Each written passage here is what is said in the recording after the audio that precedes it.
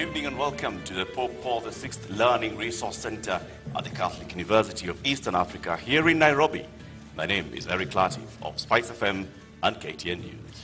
And I'm Yvonne Okwara of Citizen Television.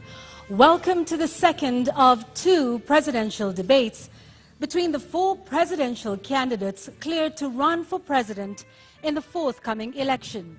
This is the last of 6 national televised debates organized through a joint media presidential debates initiative bringing together literally the entire Kenyan media fraternity. The candidates participating in the debate tonight have agreed to the rules and guidelines requiring them to conduct themselves with utmost decorum, address each other with respect, and extend honor to viewers watching this debate live across all of Kenya's broadcast media platforms. The candidates in the debate have also agreed to observe the highest standards of ethics in their conduct on the debate platform. The candidates are not permitted to carry or refer to their mobile phones or to wear any listening devices, including earphones. Medically recommended hearing aids are exempt from this rule. But luckily, we have confirmed that none of the candidates is on a hearing aid. Ethics and guidelines also remind the candidates that they shall not carry to the debate platform any written material, whether books or journals, manifestos, or any articles, including even handwritten notes. Each candidate will have 2 minutes to make an opening statement, 2 minutes to answer a question, and 60 seconds for a rebuttal. The topics have been carefully selected after a thorough assessment of the state of our nation and the sentiments of the Kenyan voters in various parts of the country. In line with the debate rules and best practice, the questions we shall be asking tonight have not been shared with any of the campaign teams, neither were they discussed or formulated in conjunction with anyone. The questions we shall be asking tonight are entirely our own. An invited audience seated here in the auditorium has also agreed to the debate rules. They have been fully briefed that cheers, jeers, or any other form of noise is not permitted during the debate. The audience has also agreed to the request and requirement to maintain order and civility right through this debate. This debate was to feature 2 leading presidential candidates, Raila Odinga of the Azimio la Umoja One Kenya Party and William Ruto of the United Democratic Alliance, UDA. We have, however, received written notification from the Raila Odinga campaign that he shall not be taking part in this debate. Indeed, but in keeping with the traditions of the Joint Media Presidential Debates Initiative since 2013, the debate is on. And we now make one exception to permit the audience here in the auditorium to help us welcome Dr. William Ruto, the UDA presidential candidate, to the stage.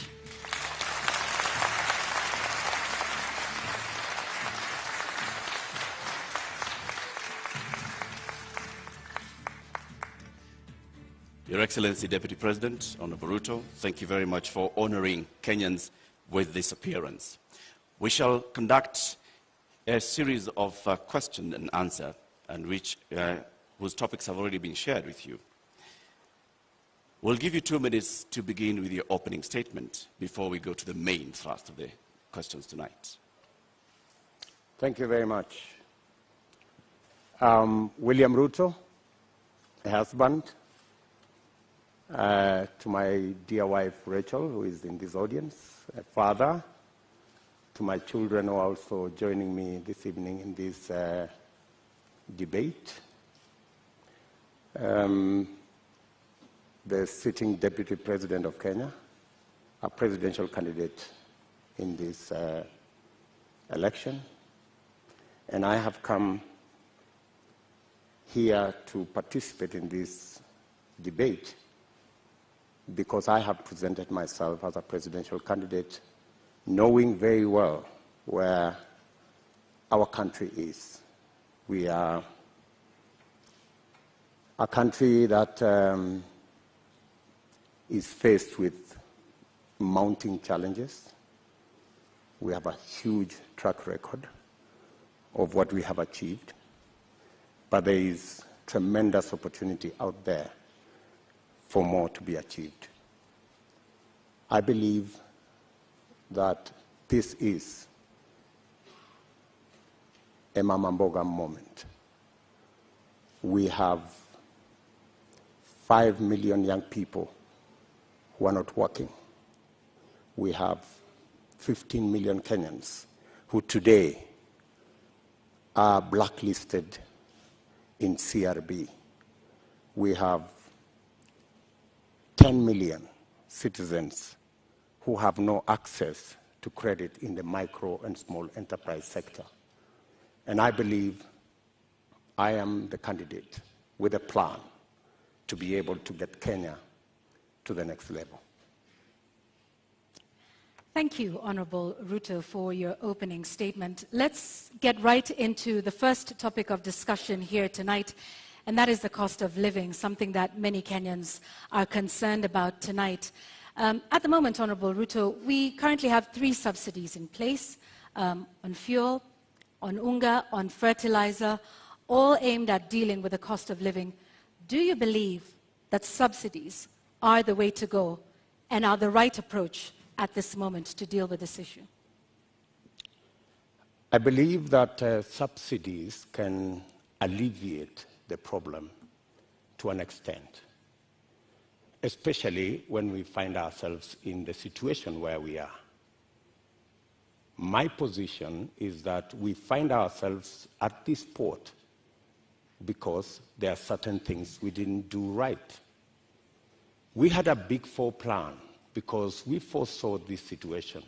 We were here in 2017. We decided then that it is proper to formulate a plan that included matters food security. If you look at the 4 pillars of the Big Four plan, one of them was agriculture and food security and nutrition. Unfortunately, that plan fell apart. It was actually sabotaged. So we find ourselves in this space because, one, we didn't capitalize our agricultural sector. We actually removed the fertilizer subsidy program that existed, which we just reinstated, I think, 3 months ago. Why did we withdraw it in the first place? Because to deal with the cost of living, you just have to increase agricultural productivity. And to increase agricultural productivity, you need to do 3 things. Number 1, make sure farmers have access to inputs, fertilizer, seeds, pesticides. Make sure the farmers have the necessary capital to be able to do the farming. And 3, make sure they have access to markets that are not rigged. Unfortunately, we didn't do that, and that's why we find ourselves in the situation we're in. So that's why in our plan, as Kenya Kwanza, we have set out with clarity what we need to do. We have put in place a 30 billion revolving fund to make sure that farmers have access to inputs. We have added a 12 billion shilling expenditure on agricultural extension, because it's not just enough to have inputs. It's also important for farmers to use the latest information on how to get our farming right and increase the productivity of every farmer. And the statistics show, with access to fertilizer, with access to certified seed, with access to capital, a farmer who produces 5 bags can produce 15. So we can actually double, if not triple, our agricultural output. What that means is that the 2 million farmers who today are net importers of food themselves can actually produce surplus. And we can make sure that we have sufficient supply that ensures that the prices are reasonable for everybody. So the real solution to the cost of living, especially on matters food, because we all understand the biggest contributor to the high cost of living is the cost of food. The average expenditure of families is 52% of their income. In fact, poorer families spend between 60 and 65% of their income on food. So dealing with the cost of food significantly deals with the challenge of high cost of living. Honorable Deputy President, if I may just interject, what you say today has also been said by you before. In the first term of your administration, you pledged the same, that you are going to deal with agriculture, you're going to support farmers, and that's when the first fertilizer subsidy was rolled in, before it was embroiled in scandal. And you'd also promised the Galana Kulalu project. When you say today that the food security aspect of the Big Four agenda was sabotaged, what exactly do you mean? What failed in the Big Four agenda with regards to food security? Precisely that. It was sabotaged. By who and how? Because you know as well as I do that we never got to implement that plan. Immediately, we changed course, and the whole Big Four plan was shelved. And we went on a tangent because of the handshake equation. We went to handshake, to BBI, and the rest is history.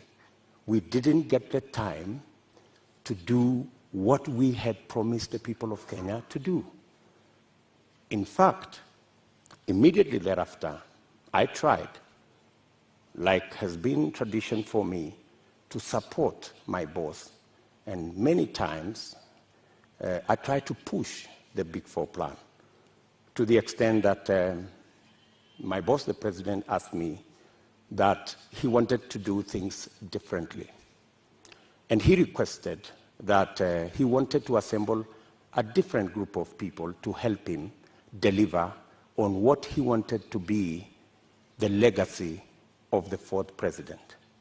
And unfortunately, the Big Four suffered a big blow because the whole of that program did not take place. Galana Kulalu project, Honorable Deputy President, was launched during the first term. What happened? What went wrong? Why did it fail? The Galana Kulalu project was conceived. In fact, what happened is the first 10,000, the pilot on the first 10,000 program took place. In fact, the first harvest of maize in that program came into being. And the recommendations from the trial on that project was we needed to build a dam because the water from the river was not sufficient to do the Galana Kulalu project. We needed to scale up now and do the dam so that the water that was available, because the soils research and the trials showed that the soils could actually support the production of maize and other cereals. Unfortunately, it didn't move from there because we didn't get the dam sorted. And you know that we had actually 57 dams that we would have wanted to do. Unfortunately, they didn't happen. They suffered. So why didn't you do the dams, Honorable Deputy President? And the former ambassador of Israel to Kenya also said that they were facing frustration in supporting the Kenyan government on this. Why did you not do the dams? Why did you not go ahead with the implementation of the Galana Kulalu project? The Galana Kulalu project, as I have told you, was part of a wider plan to make sure that we move our agricultural productivity from rain-fed to irrigation. And it was not just about Galana Kulalu, it was a series of other dams, including what we call the high Grand Fall dams that was supposed to feed into the lower part of the Tana. It was Lowat Dam in Turkana. It was Radat Dam in Baringo. There was a big plan around that was now supposed to roll into place with now our targeted, because our second term was targeted at agricultural productivity and food security. And we had now made it the deliverable for our second term. And as I have told you, our second term program ran into headwinds. Honorable Ruto, just to continue to understand Galana Kulalu, because that was a big project that, had it have succeeded, might have solved quite a few of the issues we have with respect to food security. The Auditor General conducted a report and cited weaknesses in the contracting of it. First, that there was single sourcing, and that even the manner in which the contract itself was done, in terms of payments that were tied to the contractor. And so raising a number of issues around the manner in which the contract itself was put together, that then states that this was something that was going to fail anyway. And so what's your response to that with respect to the manner in which contracting is done in this country, particularly with Galana Kulalu, which is a big project under the first term of the Jubilee administration, of which you are a part?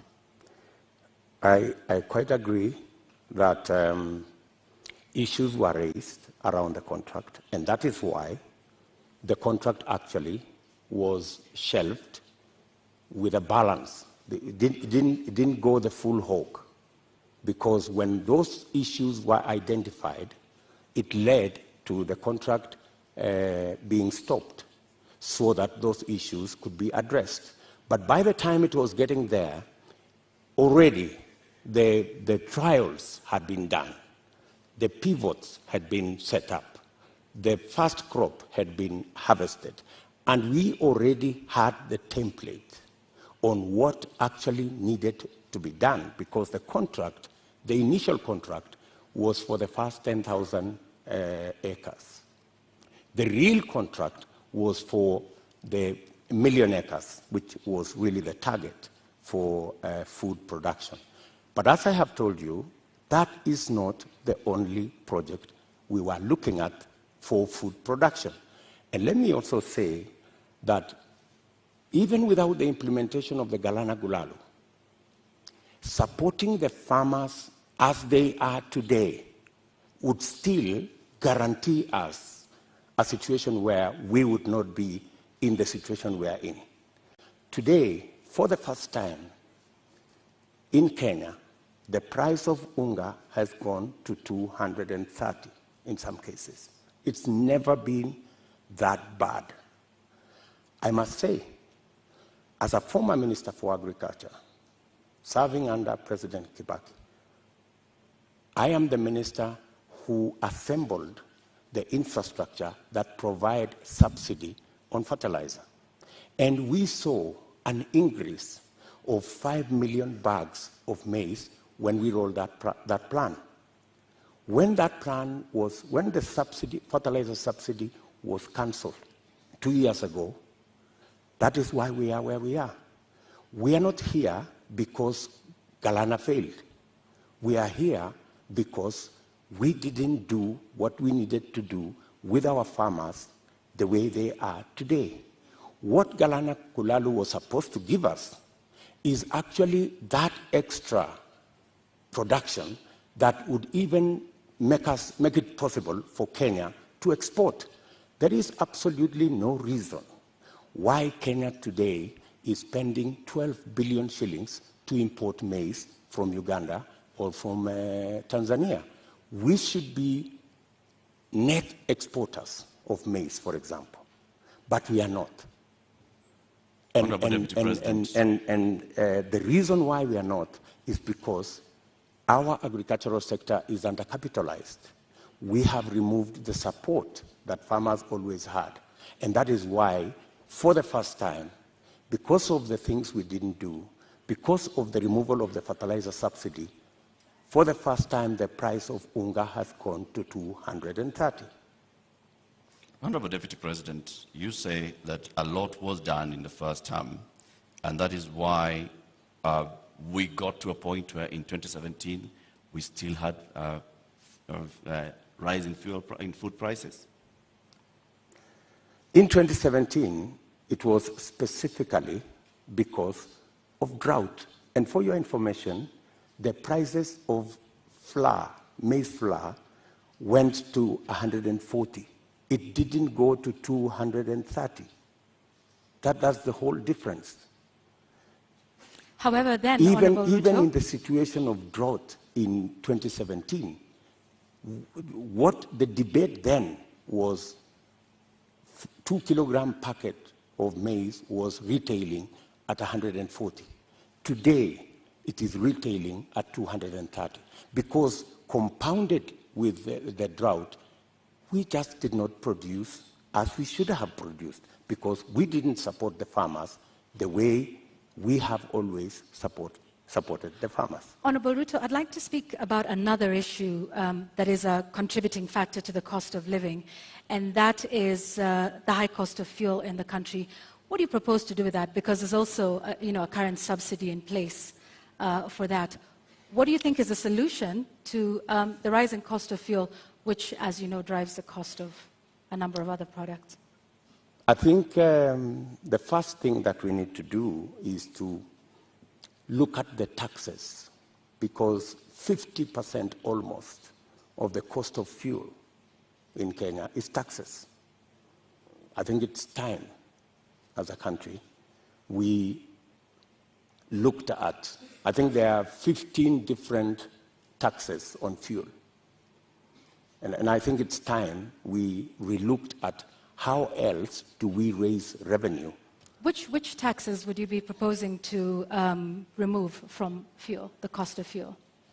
I think majority of the taxes that are in that bracket, I think there are almost 15 different taxes that are there. I do not have the specifics, but those 15, I think we need to interrogate these 15 different taxes. Which ones can we put aside so that, like other countries, we can limit the taxation on fuel? Take, for example, let me VAT. ask, yeah, yes, okay, take, for example, VAT. Correct. I think we need to rethink taxation, VAT taxation on fuel. That was the latest inclusion of taxes on fuel. And I think it was very controversial. Yeah, Honorable Ruto, VAT on petroleum products was indeed controversial. Let me take you back to 2013 when VAT was imposed on this as a condition by IMF. At the time, then Majority Leader Aden Duale said, and I quote, "The 181 members have been convinced by our party leader and our deputy party leader on the rationale of 8% VAT on petroleum products." He went on to say, 181 is a very big number, and we will convince our members from the NASA side. So you, at this point in the year 2015, I believe, when this was passed, were pushing for 8% to be added on VAT. Today, you are saying you want to abolish VAT on petroleum products. Why should Kenyans believe you today? Why wouldn't they?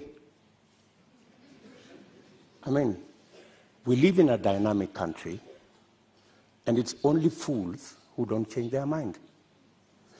If you are in a situation where the price of fuel has gone to 160, I mean, it's time to think. I mean, when this VAT was imposed, then the price of fuel was under 100. Honorable Ruto, when the VAT was imposed, It was at the time a condition by IMF when we were seeking a precautionary facility. Today we find ourselves in the exact same position with a third tranche of an IMF facility, and once again they are calling for the same issue that we are facing with VAT then is the same one we are facing now. And at the point, IMF has in fact said that we do not need to be removing taxes on petroleum products. So with an IMF facility already in place, are you then saying you are going to go back to the IMF and renegotiate the terms of that loan that is already in place regarding IMF VAT on fuel products? What's wrong with negotiating with IMF? I think any reasonable government, looking at the situation where we are, looking at the cost of living, and how many Kenyans are every day sinking below the poverty line, I think it takes a courageous government to sit down with our development partners, and they are fairly reasonable people, and have a discussion. And I think they are, if not 8%, we need to renegotiate on some of the items that are outstanding. And apart from looking at that, there are other instruments that we can deploy. For example, we have the fuel subsidy fund. We need to think about how that fund is being used, how we are deploying it. Are we deploying it correctly? Is it giving us value? And what changes can be made?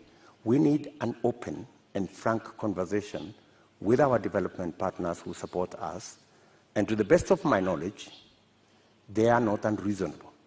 They are reasonable people, and they can entertain a conversation on negotiating some of the terms that have been offered to us.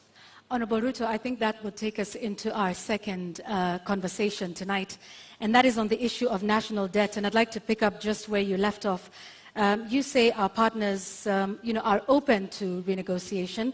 However, on the matter of renegotiating our debt, Honorable Ruto, you just last week in an interview with the international press said you will not be entertaining discussions around renegotiating our debt. In fact, with respect to your competitor, who is not here with us today, when he brought up the issue, you in fact called his statement on that condescending and reckless. Mr. Deputy President, are you tonight changing your position and saying you will renegotiate and seek to restructure our debt? Not at all. I still believe, as I stand here, that it is reckless for anybody to say we cannot pay our debts. I believe that we have what it takes to pay our debts. And mark you, what we were discussing about VAT is very different from negotiating our debts. But it is tied to the IMF facility, which is a loan. It's completely different. How so? What we cannot entertain as a country is a position that we cannot pay. We are in a position that we can't service our debt. We cannot. We need to go out there and renegotiate our debt. I think that would send the wrong signal. What I would do on matters to do with the debt, we have a plan as Kenya Kwanza on how to manage debt. Number one, we have said we will first slow down, put the brakes on borrowing. Number two, we will put brakes on unbudgeted projects. In fact, that is the biggest source of our problem. Projects that are not within the budget, so that we cannot keep our fiscal deficit at what we have committed, 5% or 5.9%. Number three, we need to raise our revenues. And I have said openly that we have areas that we believe that we can raise our revenue. For example, we collect 52% of all collectible VAT. just by automation and computerization, we can actually raise 95% of all collectible VAT. That would give us an extra 450 billion Kenya shillings. And added on to that, if you raise that kind of VAT, you can equally raise from corporate tax an additional 200, maybe 150 billion shillings. So there is room to raise additional funding, additional revenue for us to manage our debt without necessarily going to say we're going to negotiate our debt. So I hear you saying that our national debt as it stands today is manageable.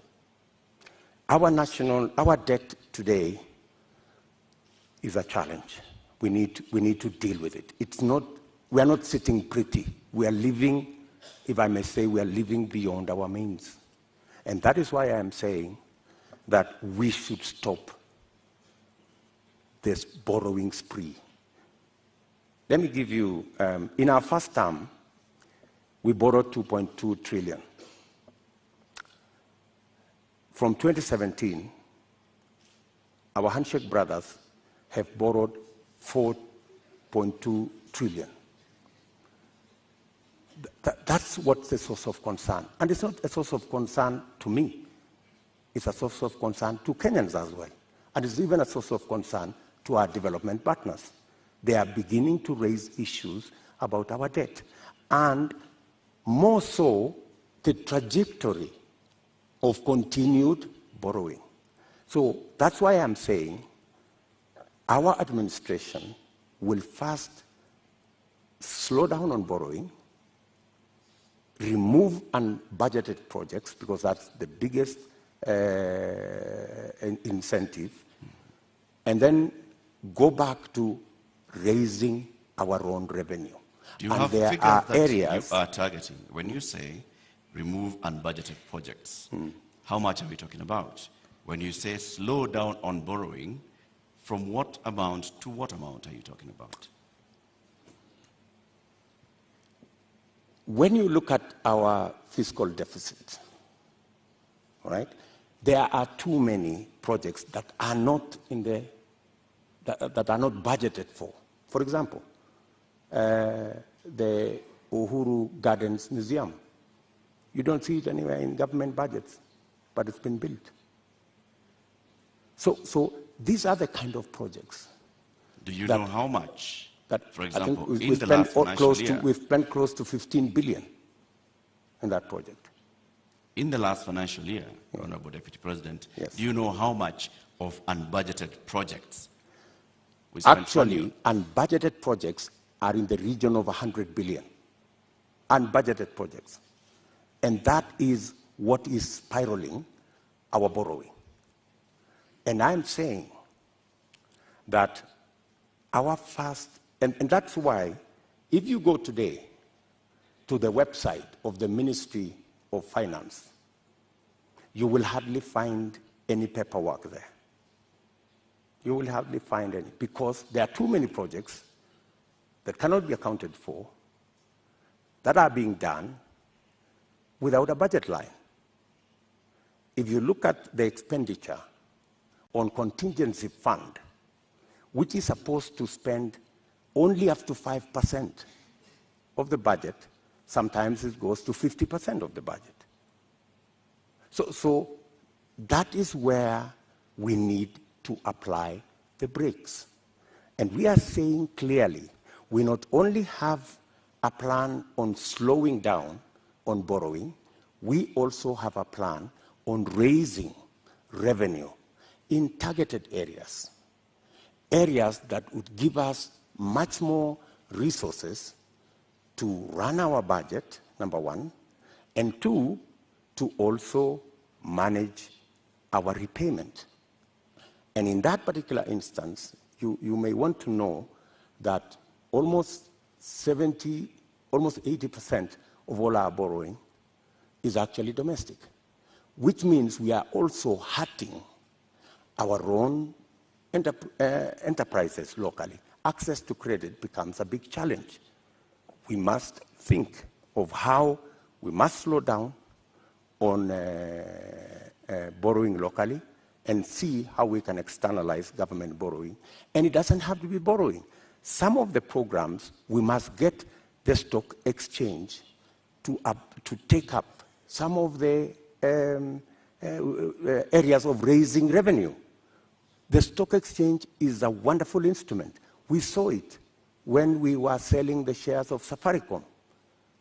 Safaricom was looking for 50 billion. They got 250 billion. It tells you there is a lot of money out there. If we used different instruments, how do we use the different instruments of raising capital for long-term investment using the instruments we have, revenue, and using the stock exchange? So these are avenues that are available for us to be able to take our development forward and minimize on borrowing.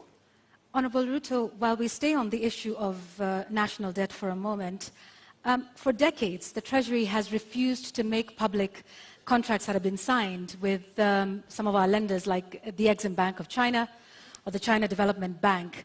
You've been part of a government that has refused to make this information public.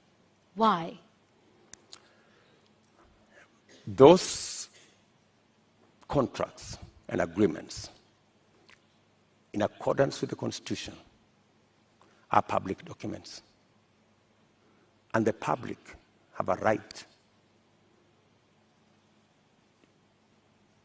to know and to have access to that information.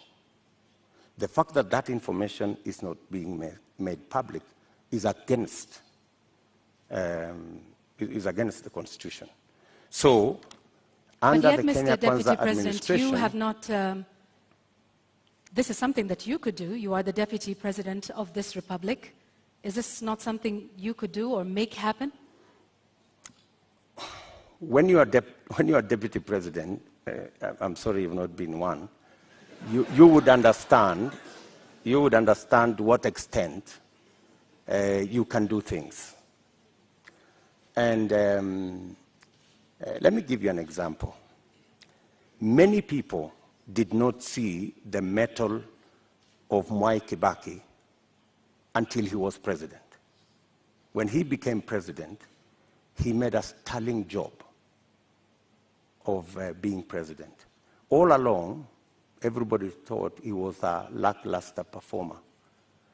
I am undertaking to the people of Kenya that given a chance to be president, things will be different in Kenya. So let me ask this just one more time. You are the sitting deputy president of this.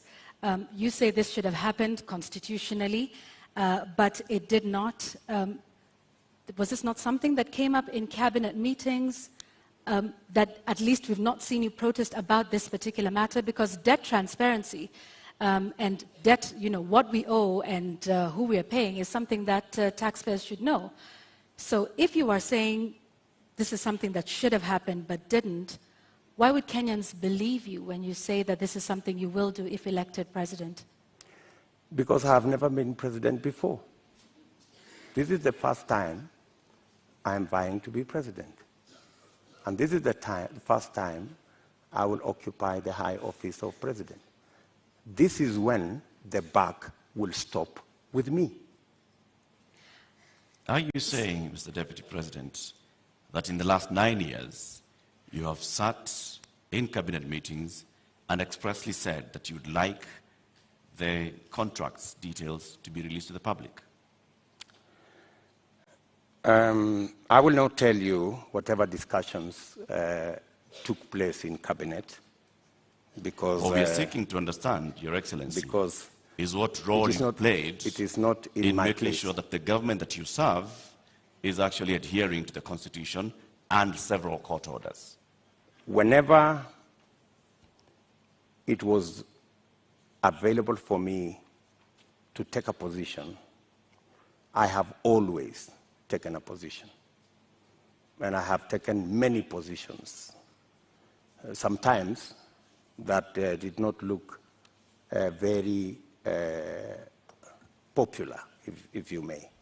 And I have taken very firm positions in cabinet. And I have taken very firm positions in the public. And I think people of Kenya know me not as a coward. They know that I take what I believe in, and I take positions. I am saying here that every contract signed by the government of Kenya is a public document, and it should be available to the public. The question of the SGR contract was raised even in the first term of your administration. It has never been made public. Mr. Deputy President, you don't have any record, any public record of you saying that these contracts should be made public. Why? You see, as Deputy President, there is so much that you can do. In fact, my role, my oath of office, has 3-4 functions. Number one, I swear allegiance to the people of Kenya and to the Republic, to discharge every responsibility given to me by the Constitution and the law. And number 3, to advise whenever required. That's the language of the Constitution. Whenever required, the President on matters that he requires advice. And number 4 is to serve people equally and fairly. So I have discharged that responsibility to the best of my ability. And I have made my position in regard to the contracts very well known to the right officers. It is not a matter I would have wanted to take it in public for purposes of making sure that the government is functional. All right, I have just one last question on this before we move to our next topic of discussion, because you've informed us about, from what I understand, and you can correct me, Honorable Ruto, about the limited sort of powers of the Deputy President. Is that what you're saying in respect to making these contracts public? You said, and I quote, "I can only do so much as a Deputy President." Absolutely. Okay. However, in previous television interviews, you have stated that you and the President remain accountable for everything that has been done for this. So which is it, Mr. Deputy President? Are you responsible for not making these contracts public? Because you in the past have said that you and the President remain accountable and should be asked about everything that happens in this country. Precisely, that's why you're asking me, and I have answered you. I have said clearly that to the extent that my duty as Deputy President is concerned, I have discharged my responsibility. I have given advice to my boss on many issues, including that particular issue. So I have given him my advice, enumerating very well that it is the constitutional position that every contract is made public. I have given that advice to the President as is required of me. So, but you know the buck stops with the boss. Honorable Deputy President, let's now move to the next topic of our conversation this evening, and this will be on a matter of national security. You were recently in Elgeyo-Marakwet County, where you promised the people of Kerio Valley that you would do everything in your power to secure them. You've also been visiting other parts of this country, Marsabit, Baringo, Samburu, Laikipia, West Pokot. More than 300 people have died in the last 7 months alone in this country, killed by armed bandits. Livelihoods are lost. Children have not gone to school. Children have been killed. Kerio Valley residents have even petitioned the UN Secretary General, saying that their government has failed to provide them with security. In your manifesto, you say that security is a cornerstone of protecting people's livelihoods. Why has the government of Kenya, in which you've served as an assistant minister, as a deputy president, been unable to secure the people of these counties? I quite agree with the feeling of many Kenyans. In fact, it's yesterday. It's not even last week. It's yesterday. I was in Elgeyo Marakwet, and one of the leaders there told us we have buried 114 people in that neighborhood. So it is indeed a live and serious matter. You have seen me in when we came into office in 2016. I called all the leaders from Baringo, Elgeyo Marakwet, Pokot, Samburu, and we had a serious leaders meeting in my office in Karen. And because of that meeting, for about 3 years, we went round, we mobilized all the governors, and we provided National Police Reserve in all those areas. And the situation was under control. But when we came into the handshake arrangement, a false narrative, very unfortunate false narrative, was rolled out that, all these National Police Reservists in Elgeyo Marakwet, in Baringo, in West Pokot, were actually a militia that William Ruto would use at some point. And all the National Police Reserve were withdrawn. A very reckless act. And with the withdrawal of the National Police Reserve, the situation went south. And that is why I was saying yesterday in Elgeyo Marakwet that we will do whatever it takes. And today, there is a program to build security outposts. And I'm saying, whatever it takes, even if it means bringing the military and military installations to support the police in some of these areas. In fact, you just reminded me, yesterday I overflew a huge tract of land where 3 years ago I was standing there and it was all maize. Yesterday, they haven't planted there for the last 3 years because of insecurity. So insecurity is not only causing our children not to be in school, it is causing starvation, it is causing death. Yet, people want to treat it casually. But Honorable let Deputy me President, tell you, let me just allow in me the last 3 years, Mr. Deputy President, you have not spoken out about the issue in Kerio Valley. You have not said anything about the killings that have been taking place, like they told you, 150 people buried this year. You spoke about it only yesterday. Where have you been in the last 7 I have months? always been there. In fact, if you go and ask those people in those regions, I have always been present. We have buried many of those people with our own money. We've taken many of those people to hospital with our own money. I have deployed my personal resources to deal with that situation because I know it was a political political agenda. You know, the withdrawal of the National Police Reserve was really an unfortunate act. But because it was intended to punish William Ruto, you know, never mind that many people lost their lives, is a real tragedy. But that is the nature of our politics in Kenya. Honorable Ruto, unfortunately.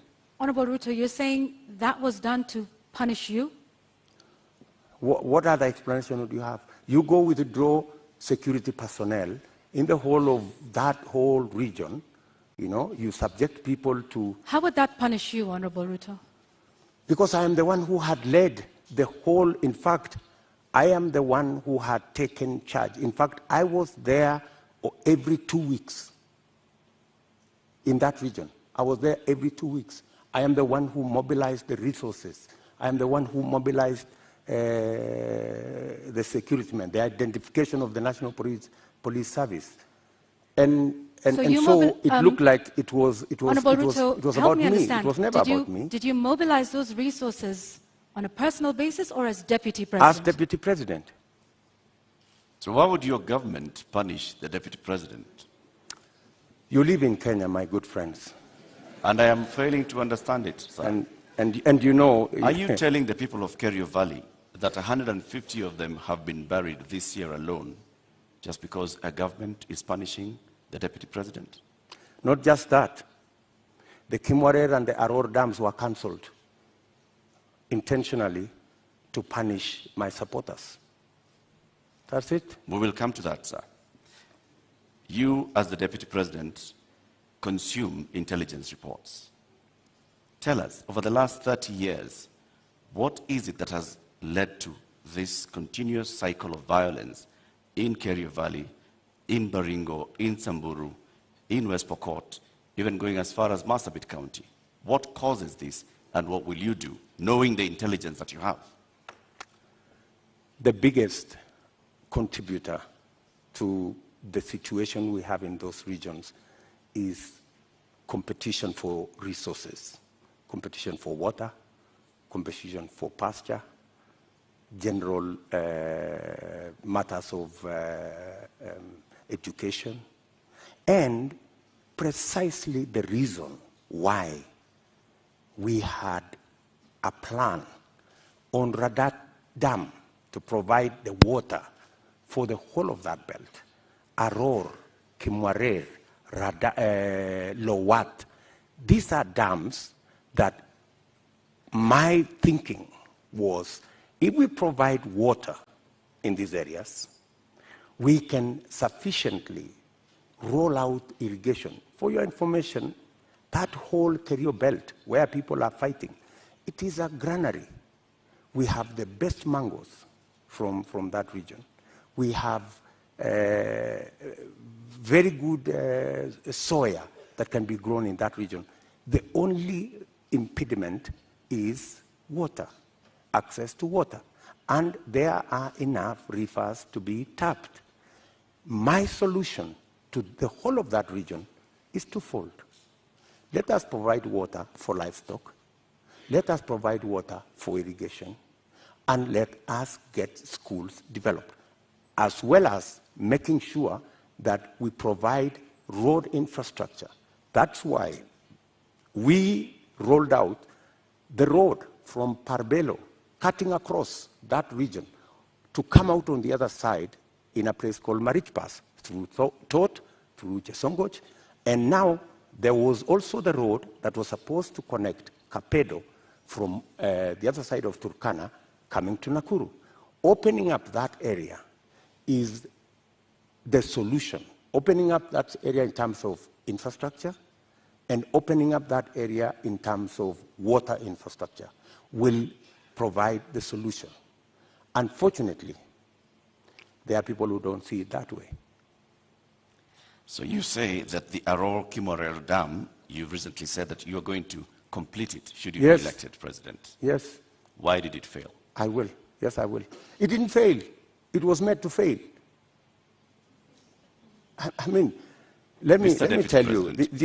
As the deputy president, sorry, sir, to just interject. As a deputy president, and like I started by saying, you've been minister before, you've been an assistant minister, we are talking about violence that has been taking place for decades, not just in the term that you've been deputy president. So this is not about you being punished now, unless you're telling us that for a long time, there are people that have been scheming to punish William Ruto by killing the people of Kerio Valley. That's not what I'm saying. I am saying we had a solution.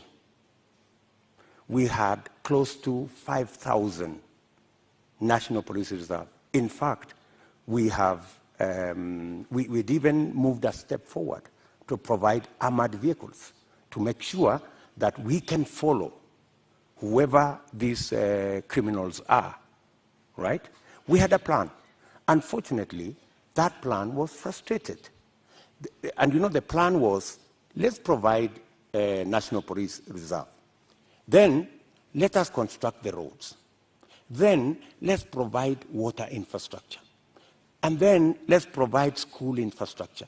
That way, you ease out people from that situation where they are today to a new environment where they appreciate education, they have food to eat, their animals have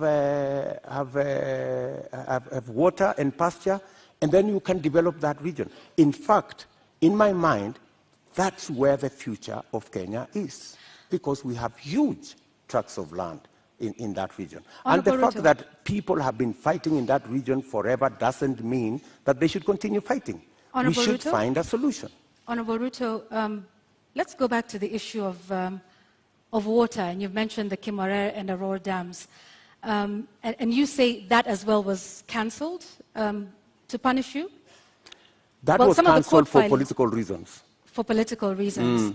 Well, some of the allegations that have been made by the DPP in court is that payments were made contrary to the law, they were not processed through the consolidated fund, that in fact, this was all done to ensure that there were kickbacks, that the government made advance payments, including 11 billion shillings in excess of unnecessary debt to, this is what they're saying, which prosecutors say were to go to, friends and co-conspirators of this scheme.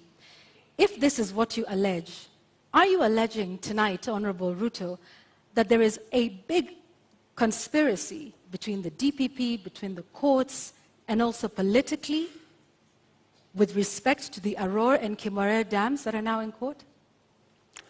For your information, Arror and Kimwarer was signed at the same time with other government projects, signed by the same companies, funded by the same financiers, and they were signed not with me, witnessed by the President of Kenya. So these are not projects that were cooked at night or in some dark corner, right? How come that the only projects that did not go through is Arror and Kimwarer? All the others went through. That's number one. Number two, today, the government of Kenya is in court because the contractor, with all those allegations that have been made, the contractor has gone to court to demand payment of another 12 billion shillings. I mean, that should concern everybody. There are also suspects in court, Honorable Ruto. Pardon? There are also local suspects in court over the matter. Forget about the court matter here. The contractors are in court in London, and the government of Kenya is already replying to the case in court. And they cannot afford to make it public because it's embarrassing. Why did the contractor not continue with the project? Because he was denied the land where to set up the dam. And that was an undertaking by the government of Kenya, that we're giving you a contract, we're going to give you land, we're going to give you this infrastructure for you to carry out, for you to build the dam. And the reason given then was that, the dam was going to be in a forest. How many dams are in the forest? We have Yamo Dam. We have Yamo Dam in the forest. We have many other dams in the forest. So, I think we have to be honest with ourselves, and that's why I am looking forward to the day somebody will step forward and actually tell the country how will the government of Kenya lose 20 billion shillings that was supposed to build Arror and Kimwarer, and yet there is nothing on the ground. What was this? What was this sinister motive? Do you believe money was lost? I don't believe any money was lost. And even if money was lost, people should be taken to court. But you said around 2019 that it was 7 billion shillings that was lost. No, and not I the didn't 21 say that. that was being alleged by the DPP. I didn't say that. Check my statement. I am very clear about what I said. I said 7 billion shillings was paid. right? That's what I said. And for your information, I said that 7 billion shillings that was paid was actually insured. The reason we should be asking is, why hasn't the person, the company who insured that money, why haven't they been asked to pay? Because the company that insured that 7 billion is a well-connected company. That's why the demand letter has not been put to them. So what you're alleging... And you see, Kenyans will one day really marvel at what really happened in this Kimwarer and Arror Dam. You will be shocked. Tell us what really happened, because what it sounds like is you're alleging the investigating authorities, the DPP, the courts. There are suspects in court at the time, including former Cabinet Secretary Rotich, who I believe was charged afresh a couple of months ago over this issue. If this is all politically instigated, are you then saying that all of these authorities, different arms of government, are conspiring against you, from investigators to the DPP to the courts, to punish you, Honorable Ruto? Let me ask you, that matter has now been in court for 4 years. It has not moved an inch. It's been dancing. You know, this person, today you're being charged, tomorrow, no, remove this person, the next day, remove this. He's actually waiting for another government to come and carry the shit, unfortunately. And that's what's going to happen. That's why that case has never moved an inch. Mention after mention, after story after story. I mean, surely, how can we lose 7 billion, another 12 billion that is going to be incurred by this government? And it's an act of political convenience. You just said we didn't lose 7 billion. No, I'm just saying eventually we will. I mean, if it is not sorted out. And that's why I'm saying, when I come into office, I will make sure that the money is not lost. And I will make sure that the impediment imposed on this project, we will provide the land. The contractor will build the dam, and we will move ahead. To conclude the matter of national security, I think we'll also touch on constitutional implementation here. Over the last 9 years, Deputy President, you have been chairing the Intergovernmental Budget and Economic Council. The Constitution establishes, under Article 204, the Equalization Fund, which was meant to fast-track development in some of these marginalized areas, the ones we've been talking about, and many others, to help them with water, roads, health, education projects. Why has this fund never been operationalized? Two things. My chairmanship of the Intergovernmental Budget and Economic Council extends to a limit. The issue you have raised about Equalization Fund is actually in the ambit of the summit, which is chaired by somebody else, right? As chairman of the Intergovernmental Economic and Budget Council, in fact, governors listening to me today, they know that we did a perfect job, especially when it came to transfer of functions, a function that was supposed to take 3 years. We made sure that we worked day and night because we wanted to get devolution rooted and moving. We completed that exercise in a record 1 year instead of 3 years. We have since worked with county governments, and many of the governors will tell you that I have provided leadership as chair of the council on every matter, whether it was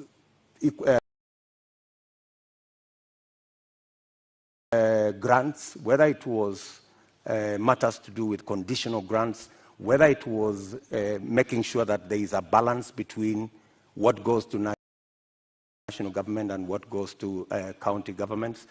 The whole of that trajectory, whether the issues to do with settling matters with the former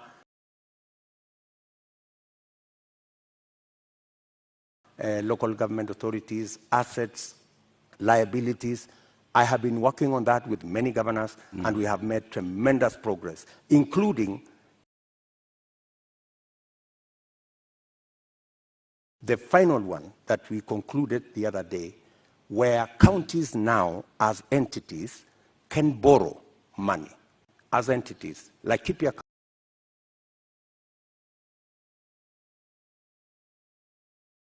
County is the first that is going to have the leverage to borrow money. So I have a track record on what I have done. Thank you, Mr.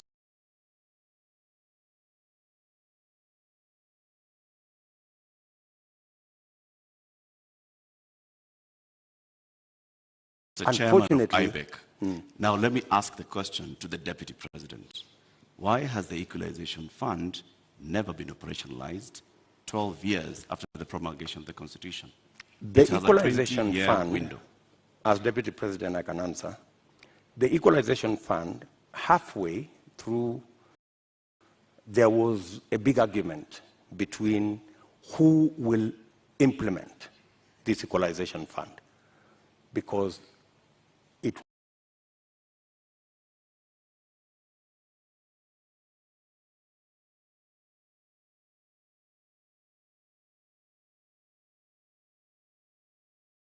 was under the national government. The counties argued that because there are 14 listed counties to benefit from this fund, why don't we give this money to the counties? Then there was a problem of trying to get the regulations on how this fund would work out. And it dragged on the contestation as to, and some projects were implemented, some water projects were implemented, some road projects were implemented. But the argument continues to be who should. At some point, the law was actually changed to include counties beyond the 14. And that became another big argument. And I accept that we should have done better on the Equalization Fund. And that is why I have made a commitment in our manifesto that that Equalization Fund, whatever the balance of the time that is left, we will make sure that we devolve it to counties. In my belief, the counties are better placed to run that fund than the national government. Thank you, Honorable Ruto. I'd like us to move to the next topic of discussion here tonight, and that is constitution and governance. 13 years since the adoption of the Constitution of Kenya 2010, citizens continue to complain about non-effective implementation and a weak culture of constitutionalism. Honorable Ruto, which part of the Constitution of Kenya do you think has not been implemented with fidelity, and why? I think we should sort out the two-third gender rule. I think we owe it to the people of Kenya, and especially to the women of Kenya, that this part of the Constitution is implemented. I believe that we need to sort out certain matters to do with devolution, like the one I have said, the Equalization Fund. I think it was wrongly put under national government. It should go to the counties. I also believe that there are functions that should not have been made contingent or shared functions between the national government and the county government. Local authorities, regional authorities, for example. Those are functions that we should either agree to be managed by counties jointly or to be subsumed into county governments. If it is Kerio Valley, how do we split it so that the counties in the Kerio Valley we have a Kerio Valley Development Authority. Should that be managed by the national government? I don't think so. I think it should be managed by the counties in the Kerio Valley. So these are some of the functions that I think we need to clarify. We need to complete the implementation of the Constitution. I have raised, for example, the matter of the Judiciary Fund. I think we have wasted too much time in implementing the Judiciary Fund. After I pushed so hard, this year, 1st of July, the Judiciary Fund was operationalized because I have been talking about it for the last year and a half. So these are some of the sections that I believe that we should be able to conclude the implementation of the Constitution. Let's go back to the two-thirds gender principle. In your view, why did we fail in terms of getting this since 2010? I think, speaking for myself, I have made a commitment, and I know it's doable, to make sure the two-thirds gender rule is realized. There are different proposals. There are proposals that require constitutional change. There are some that do not require constitutional change. And I have assembled a team of very competent constitutional lawyers to look at how we can have a framework in 90 days of our government, and within 1 year, make sure it is implemented. And it's not necessarily for purposes of the women of Kenya. It is for the benefit of everybody. The fact that we do not have as many women leaders is actually a negative for us. There is something we are losing. The women leadership component that is not in our arithmetic is actually taking away from us. I believe that having women leaders would actually enrich our governance and our leadership as a nation. And that's why, for example, when these matters came up in the BBI discussion, I vehemently opposed the fact that women were being removed from the National Assembly, where the substantive financial issues are being decided, and they were being relegated to the Senate. So I was wondering how a right that had been given to the women of Kenya in the National Assembly could be withdrawn, and they are hoarded into the Senate. So that is my commitment to the women of Kenya.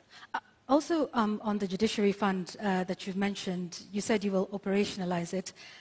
But the judiciary is, by dint of the Constitution of Kenya, independent. So what is this exactly that you will do that operationalizes this fund? You see, independence can be undermined by financial resources. The reason why the judiciary has been raising this issue over and over is because, much as they have their independence, their financial requirements are still subject to other pieces of legislation, which is against the Constitution. The Judiciary Fund is supposed to draw resources directly from the Consolidated Fund. Once approved by Parliament, that should be it. And in fact, because of the push that I have had on the Judiciary Fund for the last 1.5 years, it was actually operationalized in June. So you do have some influence, Honorable Ruto, within this government. If you look at, I have been pushing in the public, because that's what I said. When I said I'm going to set up the Judiciary Fund, I think somebody decided to say, this fellow is pushing too hard. Let us implement this Judiciary Fund so that he loses this card. He cannot take it to the people of Kenya. I don't mind that. So you do have some influence. We have achieved it anyway. So you have some influence, Honorable Ruto? Because previously, in this conversation... Of course I have influence. But in this conversation previously, you have said there's limits to what the Deputy President can do. I have influence nationally on pushing agendas. I may not have... Such as disclosure of SGR as Deputy President. I didn't push the Judiciary Fund as Deputy President. I pushed it as a leader. Why couldn't you do that then for a number of the other issues that we have discussed here tonight that you have said you did not have influence over? I have pushed back, for example, on the issue of the BBI. I pushed back heavily. And I deployed a lot of influence. And actually, by God's grace, we managed to stall it. Our competitors are saying they are going to go back to it immediately after the election. But I think it was a complete waste of resources, and it was actually not made in good faith, because a constitutional change that seeks to undermine the independence of the judiciary is a dangerous constitutional change. A constitutional change that seeks to subsume the executive and the legislature and take us back to where we were in the Nyayo days is actually taking us back, not taking us forward. And that is why I made my position very clear in the public domain. Honorable Ruto, do you believe in the independence of the judiciary? Pardon? Do you believe in the independence of the judiciary? I don't know how to answer you. In fact, if there is one person who has fought for the independence of the judiciary, it is William Ruto. I am the only person with a few of my friends who stood up to the so-called ombudsman that was supposed to be injected into the judiciary, appointed by the executive, to supervise the judiciary, something I totally disagree with. You talk about you being the biggest defender. However, the administration which you have served since 2013 has been cited several times for disobeying court orders. Let me give you one example, or a few. Former Air Force commander waiting for 6 years to be restored to his rank and given 71 million shillings compensation. NYS service official injured in the line of duty, yet to receive 3.6 million shillings by the courts. There is a number of those, including the matter involving the swearing in of judges. This is an administration in which you sit. In fact, former Chief Justice David Maraga has often lamented the executive's disregard of court orders. You are the second in command of the executive and of the Republic of Kenya. What are your thoughts then around the independence of the judiciary, and why have there been so many court orders disobeyed under your watch as Deputy President? Two things. I am an ardent believer in the independence of the judiciary. When the judiciary issued a ruling nullifying our election, I went out of my way to persuade my boss for us to go back and do the election again. Because much as we criticized that judgment, because we believed that we had won that election fair and square, but because of our commitment and belief in the judiciary, we still obeyed the dictates of the judiciary. That's one. You have raised incidences where, of course, judgments have been entered against government and they have not been sorted out. And I quite agree. And in fact, that was one area we identified even as we developed our manifesto. If you look at our manifesto, we have squarely identified that as an issue, that we cannot continue this situation where government leads in disobeying orders. Honorable Ruto, yes, that's indeed a good matter for me to interject. Just hang on one second, Honorable Ruto. Yet you have sat in that administration which has defied court orders. We haven't heard you raise issue on that. And in fact, now that you brought up the 2017 Supreme Court petition, you were rather unhappy with the Supreme Court judges. You called them those 6 people. You called them wakora. Does that demonstrate respect for the judiciary? In fact, I had occasion to have a one-on-one with Maraga. And I told Maraga an incident when I first came into Parliament. I met Paul Muite, a seasoned lawyer and a legislator, and he told me this, which has really stuck in my mind. He told me, young man, when I first became a member of Parliament in 1997, 98 actually. So he told me, when you support a government, it also includes criticizing that government when it goes wrong. So part of supporting a system is pointing out when you think they are not doing the right thing. Criticizing them is one thing, Honorable Ruto, but calling them wakora, which means conmen? Do you believe that the Supreme Court judges of 2017 were conmen and women? I would want to understand in what context that wakora thing you have mentioned, because I have, if there is any respect for the judiciary, is to comply with the decision of the court. Did we comply with the decision of the court? Yes. We went back to the election. But you haven't in many of the other court orders that we have cited here tonight. We went back to the election. And the admission that the fact that there are so many outstanding issues, and the fact that I have singled them out, and they are part of what I intend to sort out, is actually halfway the solution. I don't think if you look at the manifesto of our competitors, they have recognized that as an issue. I have recognized that as an issue because I believe in the independence of the judiciary. I believe government should lead from the front in obeying court orders. And in fact, we have said in our manifesto, if you read it clearly, it says, we will look at all judgments that have been entered against government. And we will develop a mechanism to make sure that within 1 year, we comply with all judgments entered against government, so that even as we drive the country to obey court orders, we lead as government from the front. Let's talk about something else, Mr. Deputy President, and this is with regards to leadership and integrity.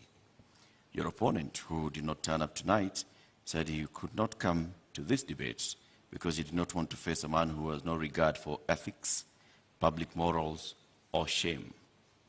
How do you respond to that? Do you sincerely believe that that is the reason why he's not here? I don't think so. I don't think so. My competitor is not here because he doesn't have a plan. He doesn't have an agenda. He cannot articulate anything to the people of Kenya.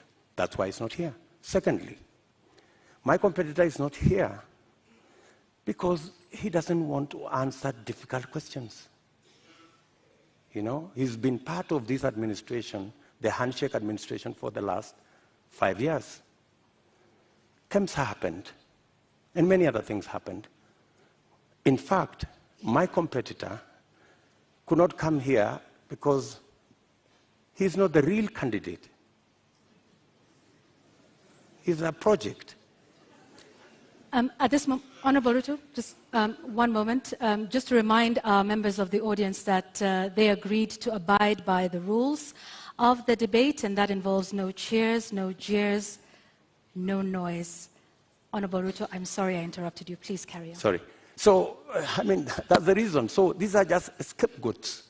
You know, he's dodging difficult questions. He doesn't want to answer. His allies, the handshake allies, Mr. Deputy President, there are expectations that are laid out in the Constitution and in law with regards to the character and the values that a leader should have. Do you think when you go out in public campaigns and you use terms to describe your fellow leaders, that demonstrates you as somebody with great values, fit for leadership? I have tremendous respect for all Kenyans and all Kenyan leaders.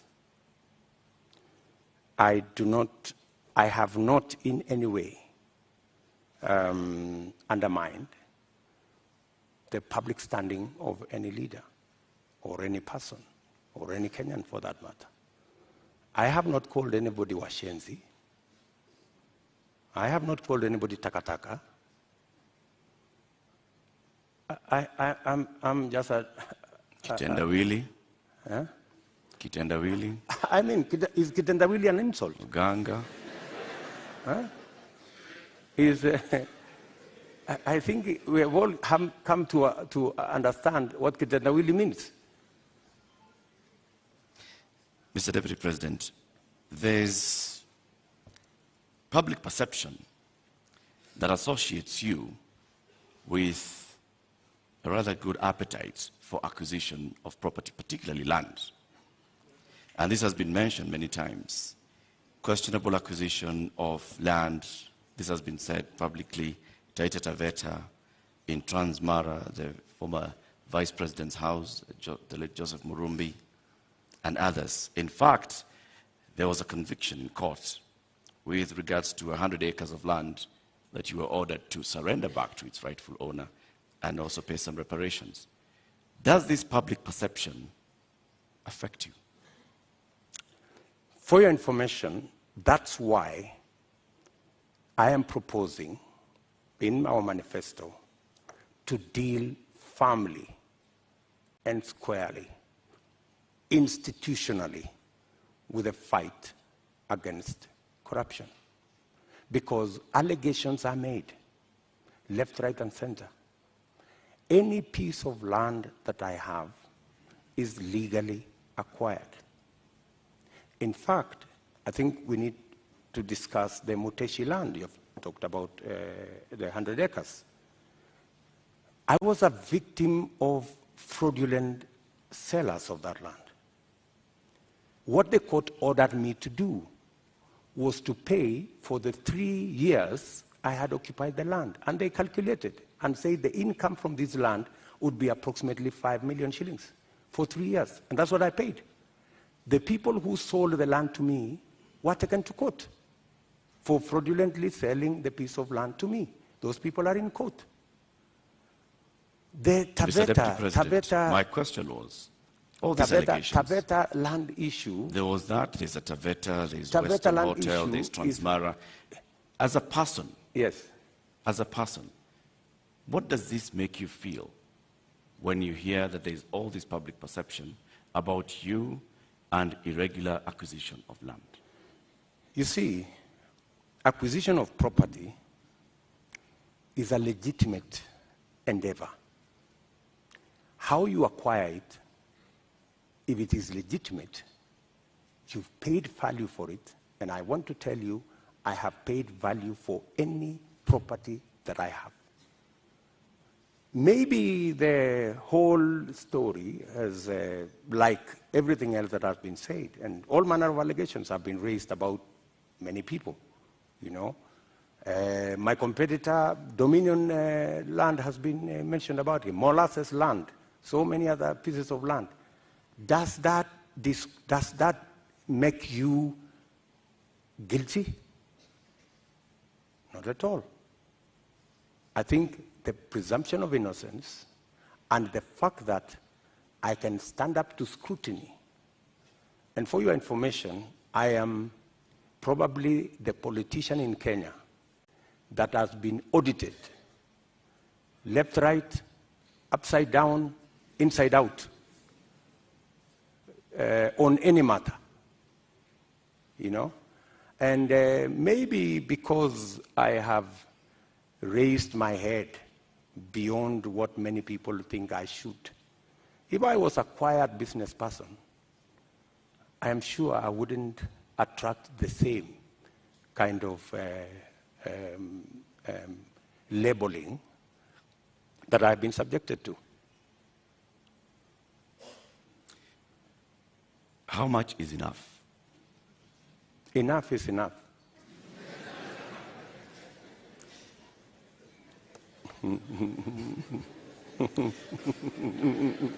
Mr. Deputy President.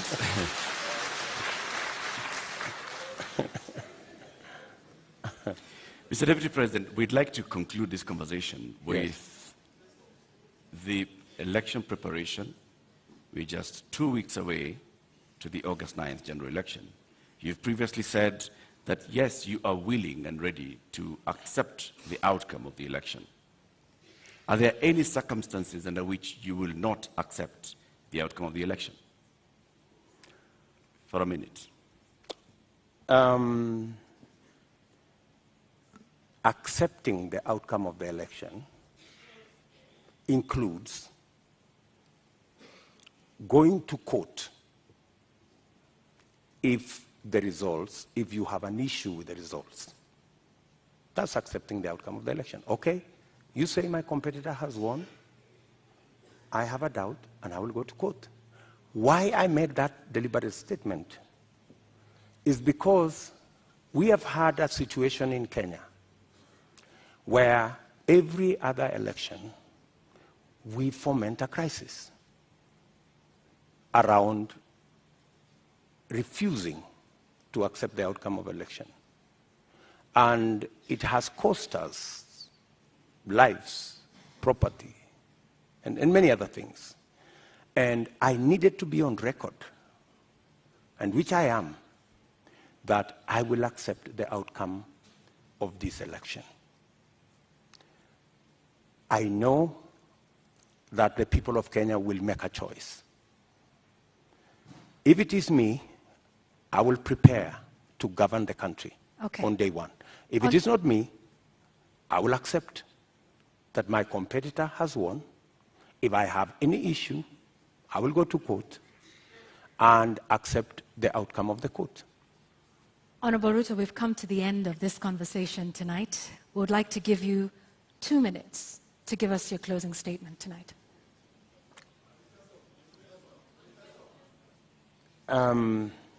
I think it is very important for us to look at this election against what is the competition.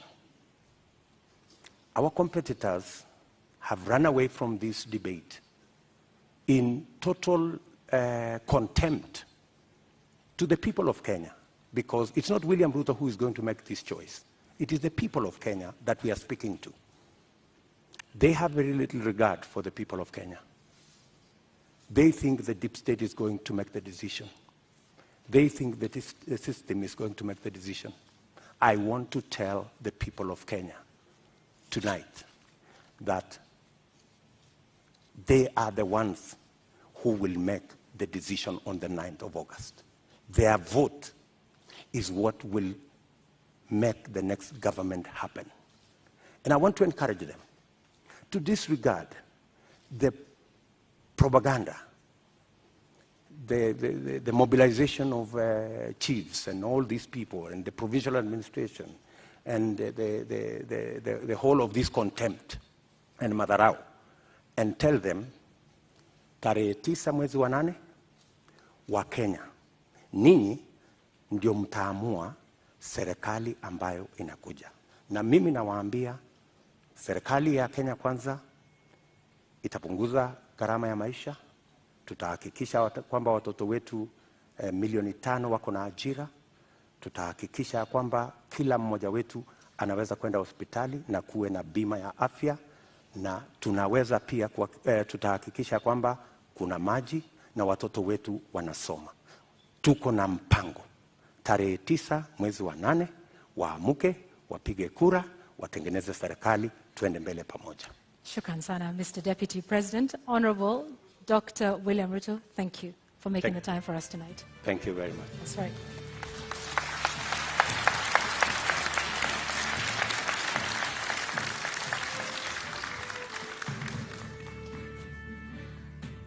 Well, ladies and gentlemen, and the viewers here in the audience, following this at home, and of course those here as well, we have to end it here for now. Our appreciation to Dr. William Ruto of the United Democratic Alliance for honoring voters with this duty to a public televised national debate. We thank you again. And indeed, that marks the end of the 2022 Joint Media Presidential Debate Series. The next presidential debate shall come to you without fail, and inshallah. in July 2027, at a date to be announced by the Joint Media Presidential Debate Secretariat. We thank you for watching. My name is Eric Latif of Spice FM and KTN News. And I'm Yvonne Okwara of Citizen Television. Good night.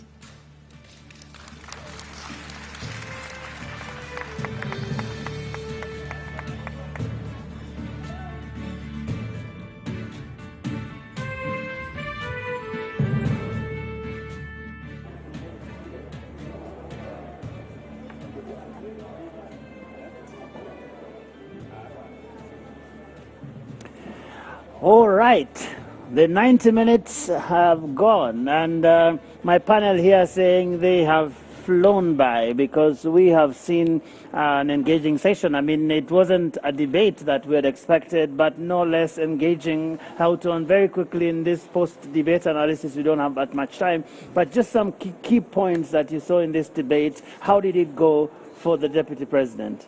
Well, I think first of all we have to, thank the Deputy President for coming. I think it was an important national moment. I think I agree with him that people will decide at the polls, and that is the nature of our democratic process.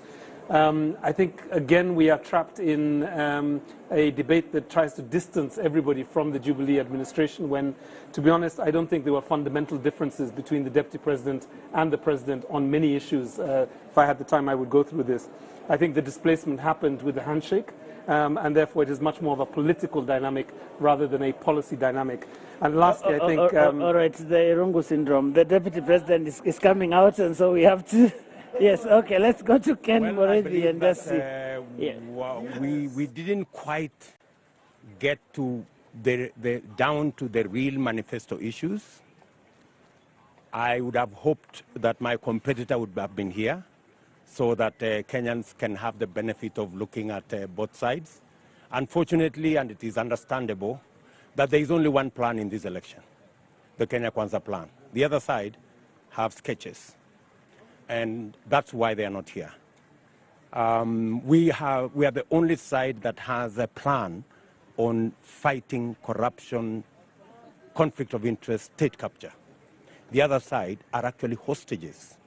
And in fact, they are sponsored by the people who are actually culprits of conflict of interest. And that's why they're not here, because they do not want to offend their benefactors. Unfortunately for all of us, we didn't have the benefit of the other side, but I think the people of Kenya have information. They know why they will go to vote on the 9th of August. Now, how would you describe this decision by your competitor not to be at this particular debate? Now that you're saying that you've gotten the opportunity to articulate your issues, but yet you believe that he should have been here, how would you describe his not being here? As I have said, he is not here because he doesn't have a coherent plan. He cannot support a coherent discussion. He cannot sustain a debate on issues because even in the public space, the only conversation is about the Kenya Kwanza manifesto. There is no conversation on the other side because there is none. They don't have a plan. The other issue is my competitor is running away, literally, from any discussion on matters corruption, matters conflict of interest, matters state capture, because they sponsor him. And everybody knows that he's a project. In fact, nobody knows who the real candidate is. Maybe when you people send the invitation, you didn't specify. I think there must have been a problem as to who you had invited to come to this debate, whether it was the real candidate or the project. Well, also there was the appearance that was made by Mr. Wahiga Mwaure, and he actually debated and took issue with a number of the number of issues that have been there, and also presented his manifesto. What would you say about the other candidates that you're running with now that you've enumerated more about Raila Odinga? Well, I did not listen to the discussion with Mwaure, so I don't want to really get into that. But I think the people of Kenya have a choice. I mean, I'm sure they've listened to him, they've listened to all the other candidates, and the people of Kenya will make an informed choice on the 9th of August. Thank you very much, sir. That is UDA presidential candidate Dr. William Ruto saying that this time round he believes that he has articulated his issues, but he believes he would have been given more time to articulate now that he says that there are some issues that they believed that have not been asked. But he has described Raila Odinga, and he is not showing up for this debate, as running away from the real issues, running away from the debate, actually going as far as insisting that we as media might have sent the wrong invite, insisting that he is someone's project. But right now, I'll take it back to you, Joe, for the panel discussion and probably to get deeper into what Dr. William Ruto has said at this particular exit press conference. Very well. Ken Moredi, thank you very much. And very quickly, Houghton, I promise you there'll be no interruption this time. There's no one coming, there's no one leaving. Please finish your thoughts. So my thought was essentially that there's been this attempt to try and route everything back to Jubilee. And I think that's not helpful. I think we need to look at the policy platforms of each of the parties on the strength of the parties and the past performance of the candidates who are coming before us to rule. The last point is this, that I did like the point that he mentioned about accepting electoral defeat. I think it is so important in an election where we have over 14,000 candidates running for 1,500 positions, that people start thinking psychologically, preparing themselves for the off-ramp and to do something differently. That you can win or lose. Now, Dr. Emmanuel Manyasi, Executive Director of USAWA, you came at the tail end of this, but we are glad to have you nonetheless. Not so much about education, which is your pet subject, but a lot of things about equality, which I am sure you're also very keen about. What stood out for you in this conversation that has just ended? Thank you. I listened to this conversation. I listened to the earlier one. I get an impression our leaders don't appreciate the magnitude of the problems we have. Yes. And if they do, they haven't thought through the solutions that they're offering. Because I think so far what we've had is the normal things we've had many times over the years. We will do this, we will do that. But I feel strongly that it was unfortunate to miss education. Unfortunately, because that is the first crisis the next president will face. We have 2.5 million children who must go to our secondary schools that are already congested. That must happen in January. And then we must prepare for another 2.5 or 2.6 in 2024, because we must have 2 double intakes into secondary school to phase out 844. I had wanted to hear that conversation, especially because the candidate who came, there has been attribution to his campaign that they will want to abolish CBC. And so a lot of head teachers, a lot of owners of private schools out there who are being encouraged by the current CS to put up the secondary stream to accommodate CBC are anxious.